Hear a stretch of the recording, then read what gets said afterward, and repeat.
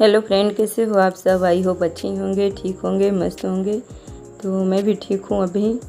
और जैसा कि आप लोग जानते ही हैं कि बेटा मेरा चला गया है कोटा पढ़ाई के लिए। जो भी मेरे ब्लॉग देखे होंगे या देखते होंगे उन्हें पता है। तो वहाँ छोड़ के आने के बाद दुबे जी आए थे और हम लोगों का रो रो कर बुरा हाल हो गया है। और वहाँ से दुबे जी भी आए तो बहुत रो रहे थे। 2 दिन तो मैं भी सो नहीं पाई, रात में बहुत ज़्यादा मैंने भी एकदम नींद ही नहीं आ रही थी, मैं भी रोई थी। तो अभी इधर मैं बनाने की तैयारी कर रही हूँ डोसा। तो यहाँ पे मैंने 2 कटोरी चावल ले लिया है और चावल को अच्छे से धुल लिया था। और 1 कटोरी से थोड़ा कम था उड़द का दाल, उसे भी धुल के भिगो दिया है, भिगो के दोनों रख दिया है। तो ये शाम का वीडियो है। और अभी यहाँ पे मैं 1 सप्ताह की मलाई निकाल के रखी हुई थी फ्रिज में, तो उसी को चला रही हूँ। तो मैं ऐसे ही मक्खन बनाती हूँ मलाई से। और मिक्सर वाले जार में ही, बीच वाला जो जार होता है उसी में चला लेती हूँ। तो ऐसे अच्छे से आसानी से जल्दी हो जाता है काम। और उसे करने के बाद यहाँ पे मैं चम्मच से थोड़ा सा बस मान लीजिए 10 सेकेंड के लिए इसे चम्मच से चला देती हूँ। तो जो भी मक्खन रहता है ऊपर आ जाता है। पानी मिक्स कर लेती हूँ। पानी मैंने ठंडा लिया है, यहाँ पे फ्रिज का पानी लिया है 1 बाटल। और ऐसे करके मक्खन सारा निकाल लूँगी। और आप लोग कैसे मक्खन निकालते हैं मुझे बताइएगा ज़रूर कमेंट करके। मैं तो ऐसे ही मिक्सर से निकालती हूँ। तो 1 सप्ताह तक मैं मलाई निकाल के रख देती हूँ फ्रिज में। तो ऐसे करके निकाल लेती हूँ, क्योंकि वैसे भी डेली मैं कर नहीं पाती हूँ ये सब काम, क्योंकि डेली में काम बहुत ज़्यादा होता है। घर पे रहती नहीं हूँ कि डेली ये सब करूँ। तो जब भी छुट्टी रहता है, जब भी मेरे पास थोड़ा सा समय रहता है, तो मैं ये सब कर लेती हूँ। और ज़रूरी नहीं है कि आज ही करूँ, क्योंकि करके फिर फ्रिज में रख दूँगी मक्खन, तो फिर अगले दिन भी इसे मैं घी बना लूँगी मक्खन से। तो ऐसे चलता रहता है मेरा काम। और जो कुछ भी ठंडा पानी था और बर्फ़ के टुकड़े थे इसी में डाल दिया है, क्योंकि उसमें पिघल के फिर हो जाएगा। और साथ के साथ अगर हम लोग कोई भी काम करें और अपना क्लीन भी कर लें, चाहे बर्तन हो चाहे टाइल्स हो, तो उसी समय साफ़ हो जाता है और गंदगी भी नहीं रहती किचन में। तो ऐसे करके मेरा काम होता है। मैं आज आप लोगों के साथ शेयर कर रही हूँ पूरा रूटीन अपना कि मैं कैसे क्या करती हूँ। तो ये शाम का वीडियो है। शाम के लगभग इस वक्त बजे होंगे 6। तो अभी यही सब चल रहा है मेरा काम किचन का, क्योंकि मैं आई पहले लाइट था तो मैंने सोचा कि मिक्सर चला लूँ और मक्खन निकाल लूँ। तो इसे बर्फ़ और रख दे रही हूँ पानी फ्रिज में सब भर के। और यहाँ पे किचन प्लेट अपना पूरा मैंने साफ़ कर लिया, क्लीन कर लिया, जो कुछ भी इसे करने में लगा था। और बर्तन जिस जाली में मैं रखती हूँ वो वाली जाली भी मैं क्लीन कर ले रही हूँ, क्योंकि ये सब काम तो डेली नहीं हो पाते, बट सप्ताह में 1 बार तो करने ही करने होते हैं ये सब काम। तो ऐसे ही हो गया था, तो मैंने ये सब साफ़ कर लिया है। और 1-2 बर्तन जो थे मेरे मक्खन के, मैंने मक्खन निकाले थे तो वो साफ़ कर लिए। फिर उसके बाद तुरंत बेसिन भी साफ़ कर लूँगी तो साफ़ रहेगा। और फिर ये अगले दिन सुबह का वीडियो है। रात वाला मैंने आप लोगों के साथ रूटीन शेयर किया था, बस डिनर नहीं शेयर किया था। और यहाँ पे मैंने सुबह उठ के चाय बनाया, चाय हम लोगों ने पी लिया है। और आलू मैंने उबाल दिया है। जब मैं एक बगल चाय रख रही थी उसी समय मैंने आलू भी रख दिया था, तो आलू उबाल लिया।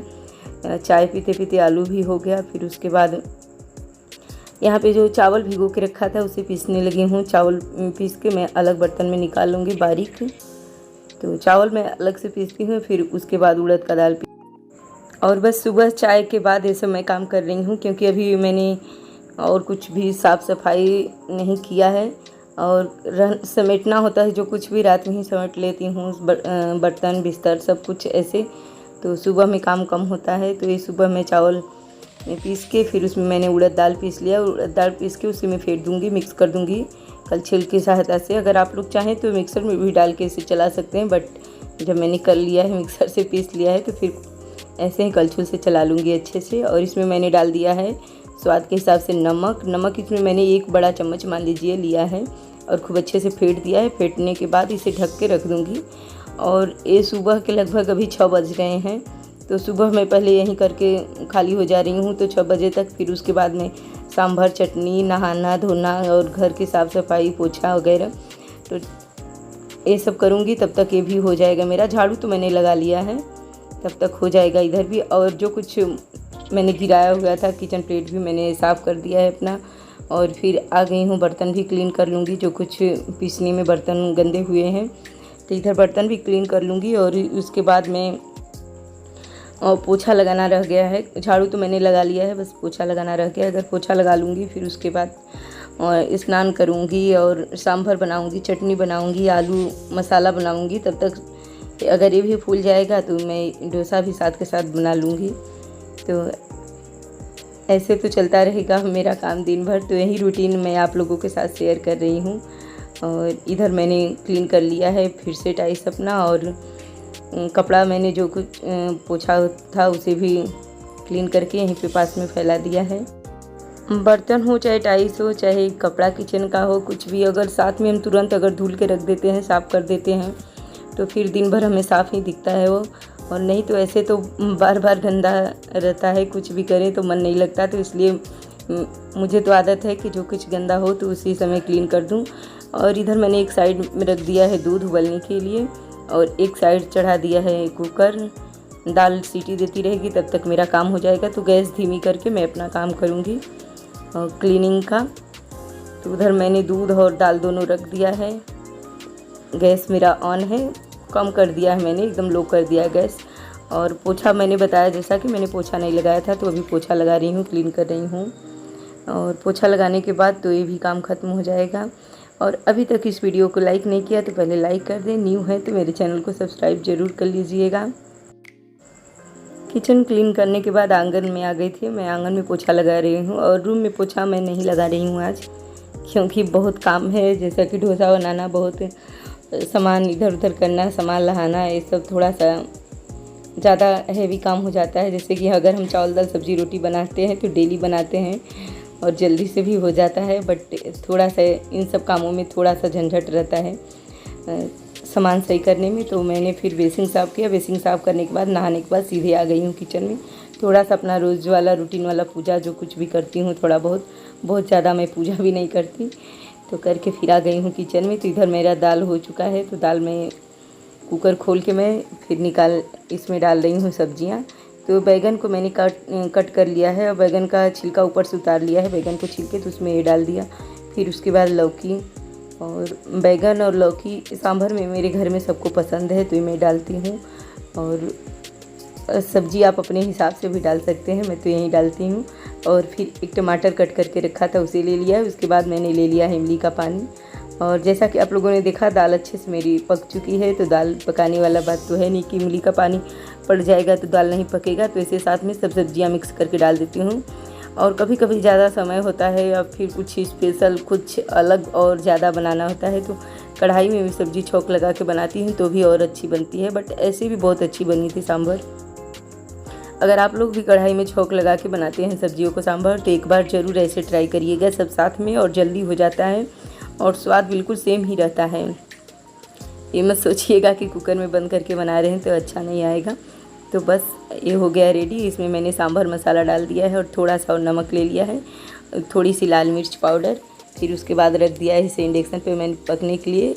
ये सीटी अपना लग के अपना पक जाएगा। और इधर मैं तब तक बना लेती हूँ आलू मसाला, क्योंकि भी मसाला रेडी करना है, फिर उसके बाद चटनी रेडी करनी है, तभी काम तो बहुत सारे हैं। तो पहले मैं बना रही हूँ अभी चटनी। तो मूंगफली की चटनी आज मैं बना रही हूँ, क्योंकि नारियल का चटनी अगली बार बनाया था तो सोचा चेंज कर दूँ। तो इसमें मैं चना दाल भी ले रही हूँ साथ में मूंगफली वाली चटनी में। तो चना दाल पहले कढ़ाई मैंने गर्म करके ऐसे ही बगैर तेल के मूंगफली भी और चना दाल भी दोनों को अच्छे से भून लिया है। और इधर मैंने कढ़ाई रख दिया है। कढ़ाई में जीरा और सरसों के दाने कुछ साथ में डाल दिए हैं और हरी मिर्च। तो मैं बना रही हूँ यहाँ पे आलू मसाला। और फिर आलू जो मैंने छील के रखा था तोड़ के, बहुत ज़्यादा मैं बारीक महीन नहीं करती, क्योंकि थोड़े से बड़े टुकड़े में रहते हैं तो आलू भूनने में थोड़ी आसानी होती है और अच्छे से भून जाता है हर जगह।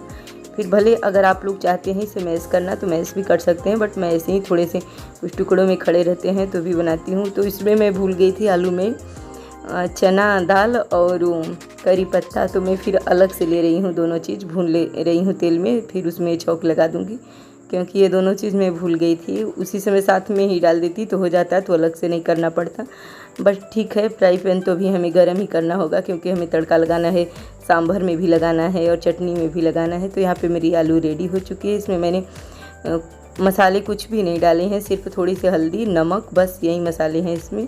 और इधर मैंने रख दिया चटनी बनने के लिए। तो इसमें नीचे मैंने दाल लिया है और थोड़ा सा हरा मिर्च, अदरक के कुछ टुकड़े, धनिया की पत्ती और फिर उसके बाद मूंगफली, नमक और खूब अच्छे से पीस लिया है। अच्छे से पीसने के बाद इसमें मैंने ले लिया था 1 नींबू का रस, जो कि मैंने अभी दिखाया नहीं है वीडियो में। तो बस चटनी मेरी रेडी हो चुकी है, अब छौंक लगाना बाकी रह गया। सांभर, चटनी सब कुछ रेडी है, आलू मसाला, तो बस खाने की देरी है। और उम्मीद है आप लोगों को वीडियो अच्छी लगी होगी। अगर थोड़ी सी भी अच्छी लगे तो भी लाइक कर दीजिएगा। अगर ना अच्छी लगे तो कमेंट करके मुझे बताइएगा कि कहाँ क्या कमी है मेरे वीडियो में। तो यहाँ पे मैं छौंक लगाने की तैयारी कर रही हूँ। तो पहले मैंने चटनी में इसी छौंक में से थोड़ा सा ले लिया, क्योंकि चटनी में ज़्यादा राई के दाने या करी पत्ता ये सब नहीं अच्छे लगते मुझे क्या, घर में किसी को भी पसंद नहीं है। और जो कुछ भी मैंने तड़का लगाया था तो यहाँ पे सांभर में मैंने डाल दिया है। और इधर डोसा भी मेरा रेडी है। Bye guys, take care, love you all. फिर मिलते हैं नई वीडियो के साथ।